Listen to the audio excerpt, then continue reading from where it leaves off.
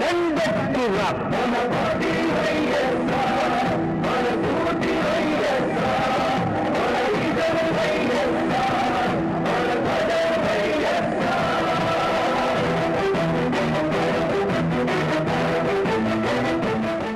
బాణం ఎక్కువ పెట్టిన అర్జునుడికి ఎదురుగా ఉండే చెట్టు కనబడదు, చెట్టు మీద పిట్ట కనబడదు.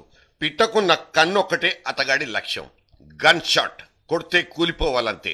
ఇక్కడ జగన్ది అదే మొండి ధైర్యమా? మొట్టమొదటి పుట్టినరోజు జరుపుకుంటున్న తన పార్టీకి జగన్ ఆశాకిరణంగా కనిపిస్తున్నాడా, లేక నిరాశ నిస్పృహల్ని పంచుతున్నాడా? గడిచిపోయిన 365 రోజుల ప్రస్థానం జగన్ను ముందుకు జరిపిందా, లేక వెనక్కు తోసేస్తోందా?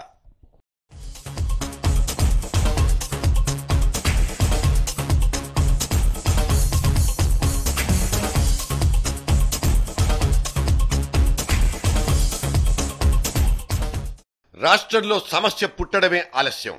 మేఘాల్లో నుంచి గద్దల్లా వాలిపోయే అలవాటున్న రాజకీయ పార్టీల రేసుల్లో వైఎస్ఆర్ కాంగ్రెస్ దే ముందు వరుస. పలకరింపులు, పరామర్శలు, స్క్రిప్ట్ డిమాండ్ చేస్తే అప్పటికప్పుడు ధర్నాలు, దీక్షలు అన్నీ వాటంతటవే యుద్ధ ప్రాతిపదికన జరిగిపోయేవి. వ్యాట్ మీద జౌళి వ్యాపారులు పోరాటానికి దిగినప్పుడు, కోనసీమ క్రాప్ హాలిడే ప్రకటించినప్పుడు, నిజామాబాద్లో పసుపు రైతు పొలికేక పెట్టినప్పుడు, నిన్న గుడిసెలు తగలబడి నాగోల్లో హాహాకారాలు వినిపించినప్పుడు ఫైరింజన్ల కట్టే వేగంగా వాలిపోయిన ఘనత ఒక్క జగన్ కాన్వాయ్కే దక్కింది. ఇవాళ ఇక్కడ దాదాపుగా 650 కుటుంబాలు కాలిన పరిస్థితులు ఇవాళ ఇక్కడ కనపడతా ఉన్నాయి. ఇవాళ ఇక్కడికి నేను రావడం కన్నా ఇక్కడ సాక్షాత్తు ముఖ్యమంత్రి గారే ఇక్కడికి వచ్చి ఉండింటే, ముఖ్యమంత్రి గారు ఇక్కడికి వచ్చి 650 కుటుంబాలకు నేనున్నాను తోడుగా అన్న మాట ముఖ్యమంత్రి గారు కానీ అన్నింటే మేమందరం కూడా సంతోషించే వాళ్ళం. ఆయన హైదరాబాద్లో ఉండి కూడా అక్కడి నుంచి బహుశా ఇక్కడికి రావడానికి ఒక అర్ధగంట టైం కన్నా ఎక్కువ పట్టకపోయినా కూడా ఇక్కడికి ఇవాళ రాలేకపోయినందుకు బాధపడుతున్నాం. కొత్తగా పుట్టిన ఏ పార్టీ అయినా బతికి బట్ట కట్టాలంటే ఈ మాత్రం స్పీడ్ కంపల్సరీ. ఇప్పుడున్న కాంపిటేటివ్ పాలిటిక్స్ లో అయితే సిగ్గుపడితే కుదరని పరిస్థితి. తిట్టినా సరే తుడిచేసుకుని పోవాల్సిందే. విలువలు, విచక్షణ అంటూ నాంచుకుంటూ పోతే జాంతానే డిపాజిట్లే గల్లంతైపోతాయి. గెలవడం ఒక్కటే ముఖ్యం. చేతికందిన ఏ అవకాశాన్ని వదిలిపెట్టకూడదన్న దూకుడే జగన్ పార్టీ పాలసీ.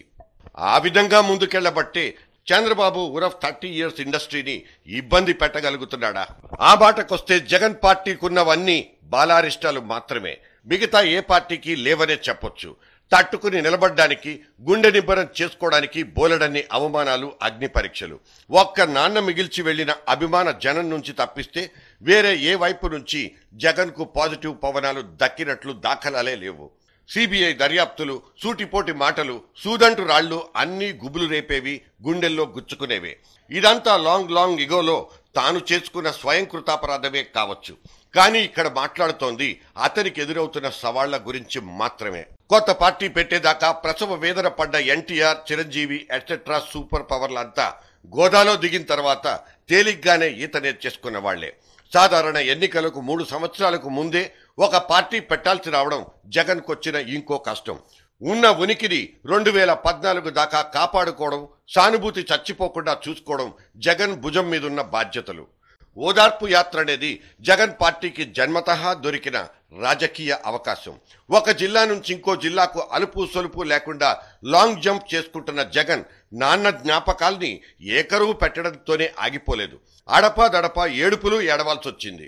ఇవన్నీ చూస్తుంటే బాధతో చచ్చిపోవాలనుంది అన్న ఆర్తనాదాలు లాంటివి వినిపించాయి. పార్టీ పెద్దలను అడుగుతున్నాను, చంద్రబాబు నాయుడు గారిని అడుగుతున్నాను. ఎక్కడైనా రాజకీయాలు చేస్తూ ఉన్నప్పుడు ఆ రాజకీయాలు విలువలతో కూడిన రాజకీయాలు అయి ఉండాలి. ప్రజల్లోకి రండి, ప్రజల్లోకి వచ్చి ప్రజల గుండెల్లో చెరగని ముద్ర వేసుకునే కార్యక్రమాలు చేయండి.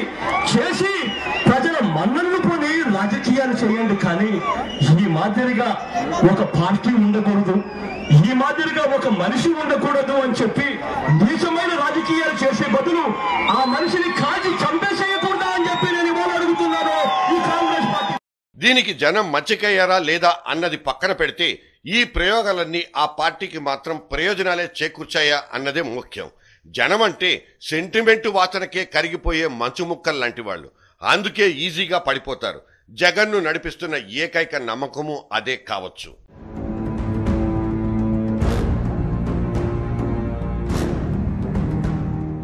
ఇవాళ రేపు అరెస్ట్ అయిపోతారంటూ వదంతుల్లాంటి వార్తల్ని కూడా ఆయన పార్టీ ప్రయోజనాల కోసమే వాడేసుకుంది. పార్టీకి ఆయువు పట్టైన సానుభూతి అనే పదార్థాన్ని ఎక్కడా వృధా కానివ్వకుండా లీడర్లు అమితంగా జాగ్రత్త పడిపోయారు. జగన్ ఆచితూచి అడిగేశారు. మీరు జగన్మోహన్ రెడ్డి మీద ఆధారాలు లేకుండా చెయ్యి వేస్తే సిబిఐ ఒళ్ళు జాగ్రత్తగా పెట్టుకొని ప్రవర్తించమంటున్నా. ఒక చెయ్యి వేస్తే లక్షలాది కోట్లాది చేతులు జగన్మోహన్ రెడ్డికి అందగా లేస్తాయని కూడా ఈ సందర్భంగా మనవి చేస్తున్నా. అమ్మ చేవ్రాలను సైతం విరివిగా వాడేసుకున్న జగన్ కు పొలిటీషియన్ గా ఇక్కడ అడిషనల్ మార్కులే పడతాయి. చంద్రబాబు మీద పిటిషన్లు రాయించడం, సోనియాకు లేఖలతో రాయబారం పంపడం, అన్నింటికీ చివరన అమ్మ సంతకాన్ని జోడించడం జగన్ అండ్ పార్టీ రాజకీయ చతురతే అవుతుంది. కాకపోతే ఈ వ్యాసంగాలన్నింటికీ అమ్మ మనసు పూర్తిగా అంగీకరించిందా లేదా అన్నదే పార్టీ బయట వినిపిస్తున్న అనుమానం. అతను పాలిటిక్స్ లోకి ఎలాగోలా బతికేయడానికి రాలేదు. రాష్ట్రాన్ని కనీసం 30 ఏళ్లైనా ముఖ్యమంత్రిగా ఏలేస్తానంటూ వచ్చాడు. ఇది మనం రాసుకున్న డైలాగ్ కాదు, ఆయన నోటి వెంటొచ్చిన మాటే ఇది.